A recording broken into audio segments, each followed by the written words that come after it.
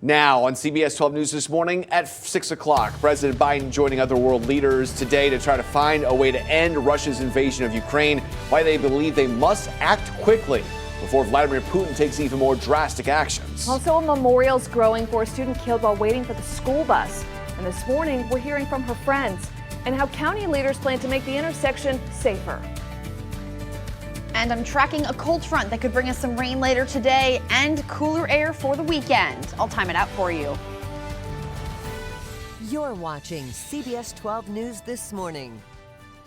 Well, 40th annual Palm Beach International Boat Show starts today. Take a look at that. Some beautiful boats out there for display this weekend. Good morning. I'm Matt Lincoln. I'm Ashley Glass. I love dreaming about yachts. This boat show runs until Sunday along Flagler Drive in downtown West Palm Beach. We're taking a live view right now along the waterfront, where we expect crowds in the upcoming days. Looking nice right now. It might not be the case, though, later today. Meteorologist Lauren Lesky tracking a cold front that could bring rain later, Lauren. That's right, but then we have a really nice weekend. So if you're not going out to the boat show today, we'll be in better shape for tomorrow, your Friday or your Saturday and Sunday. Here's this line of rain right now and some thunderstorms.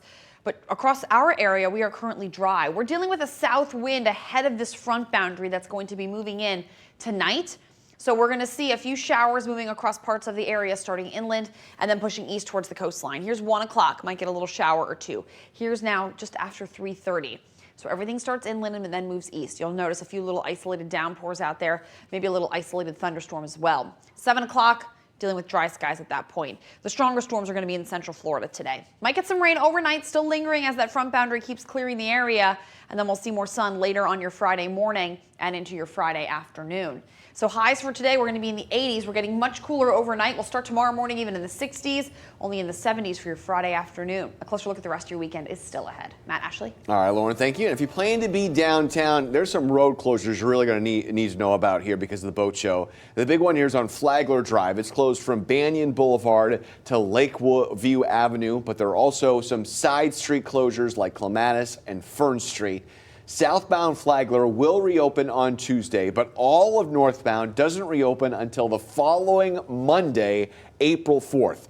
We're going to be checking in with Kara Duffy here in just a few minutes, a little more about what we can expect of the boat show. 6:01 is the time now, and President Biden is just hours away from meeting with world leaders for an emergency summit in Brussels. At the same time here, it's been 1 month since Russia invaded Ukraine. So world leaders are looking for ways to put an end to the invasion. There's a major concern right now that Russia will deploy chemical weapons in Ukraine. I want to bring in Sam now from the live desk. More about this summit. What do we expect? Well, Matt and Ashley, a big focus will be contingency plans in case Russia uses chemical or biological weapons. The president has already assembled a team of national security officials to see how the U.S. and its allies should respond if that happens. We know the president will also announce new sanctions aimed at Russian political leaders and talk about expanding NATO's presence in Eastern Europe, either through long-term deployments or troop rotations. The U.S. State Department says that Russian troops have committed war crimes in Ukraine. They point specifically to Russian actions in the southern port city of Mariupol, where a maternity hospital and bomb shelter were among the buildings targeted. The U.S., though, says Ukraine continues holding off Russian troops. Now, we know Ukrainian President Volodymyr Zelensky will also address the summit today, putting more pressure on world leaders. President Biden will then head to Poland tomorrow to discuss the humanitarian crisis. The White House says he will not visit Ukraine. Matt? All right, Sam.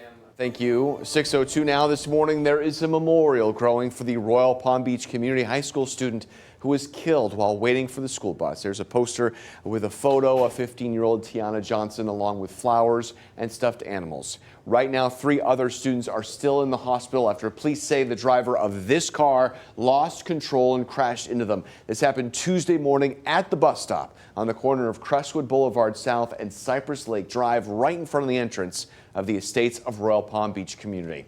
And this morning, the school will continue to offer grief counseling for students to help cope with the tragedy. We spoke to some of Johnson's friends who hope the memorial they made in her honor will bring some others comfort. She was our best friend, and that's the thing. That's like the last thing we could do to, remember her and to cherish her again. She was just overall an awesome person and such a good person to be with and be friends with, and just really a pure soul. Right now, deputies are still investigating the crash and charges are pending against the driver. Also this morning, there are growing calls on county leaders to make that intersection safer for students. Officials with county engineering and public works say there were at least 10 accidents at this intersection just last year alone. CBS 12 News spoke with Palm Beach County Commissioner Melissa McClinney. Her district includes Royal Palm Beach. She's had engineers do a traffic study of this very intersection. I think that when you've got a tragedy like this, we should all work together and review the situation. And if it warrants improvements on our part or the Village of Royal Palm Beach or the school board, we should all work together. And I think that we've got a lot of grieving families right now that are looking for answers. Commissioner McKinley says if the study shows a traffic light is needed at this intersection or the speed limit there should be lowered, she will do what she can do to make it happen. Well, starting next month, Palm Beach County deputies will help out some of our schools as they face a shortage of school police officers. The school board approved a contract with the sheriff's office that will bring about 20 deputies to school grounds. State laws require every school in the district have at least one police officer on campus every day. District says they've been in compliance, but still need to fill more than 60 job openings for school district police officers. This contract will last through May of next year. 6:05 now. In just hours, the man accused in the death of a Palm Beach Gardens teenager will be back in court here. Police say Semi Williams stabbed Ryan Rogers to death when he was riding his bicycle in November. Williams now faces a first-degree murder charge, and he's being housed in the mental health unit of the Palm Beach County Jail. He's scheduled to be in court at 1:30 today. Our Madeline Montgomery will have more about what we expect in that hearing coming up in about 30 minutes. Well, this morning, we're also learning the Jupiter couple accused of locking their 14-year-old son in a box has pleaded not guilty to the new felony charges against them. Timothy and Tracy Ferreter are charged with aggravated child abuse and false imprisonment. A child abuse charge carries a potential sentence of 30 years in prison. Police found the makeshift box after the teen ran away. He is now in the care of the state, along with his 3 siblings. 6:06 happening today. Palm Beach International Boat Show is back. Yeah, so gates are going to open for day 1 of the events, taking over downtown West Palm Beach's waterfront. And CBS 12's Kara Duffy live along South Flagler Drive for us. On any day, Kara, we see all those yachts, all those beautiful boats parked along the waterway. It's fun to dream, right? What do we expect at this year's boat show? Yeah, good morning, Matt. Ashley, it is especially more beautiful down here this morning with so many boats out here on display. People are starting to come on out and start setting up. You can really feel the excitement in the air with its big return this year. And we know this year they're going to have more than $1.2 billion worth of yachts, boats, and accessories on display down here. Everything from 8-foot inflatables to some of the world's most luxurious, fabulous yachts. And people will get their first chance to experience it all today when the gates open at noon. Now, keep in mind, back in 2020, the pandemic forced this event to go virtual. Then last year it was in person, but people faced a long list of COVID protocols like mandatory masks and temperature checks. This year, though, organizers say it is back to business as usual, and this event, well, it is bigger and better than ever before. Take a listen. We're back to normal, 100%, so we're excited about that. Last year we had some restrictions in the restaurants also. There's a lot of restaurants close to the show. Everybody on Clematis loves the boat show coming as the crowd we bring. So we'll probably have 50,000 people over the 4 days of the show.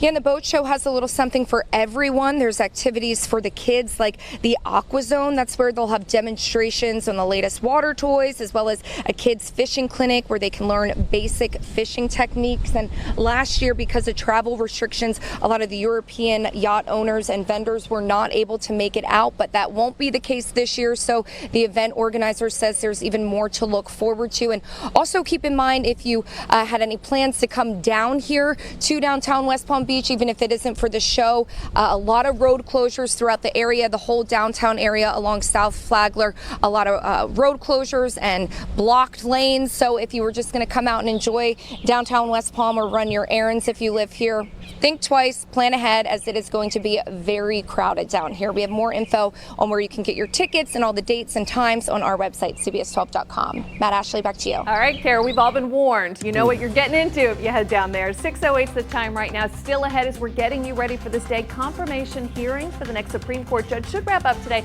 So we'll recap what Judge Jackson has said to senators so far and what's next in this whole process. And our youngest kids could soon get safely vaccinated for COVID-19. We'll tell you how approval for Moderna's vaccine for kids 5 and under may be just a few weeks away. You're watching CBS 12 News this morning, the one to turn to.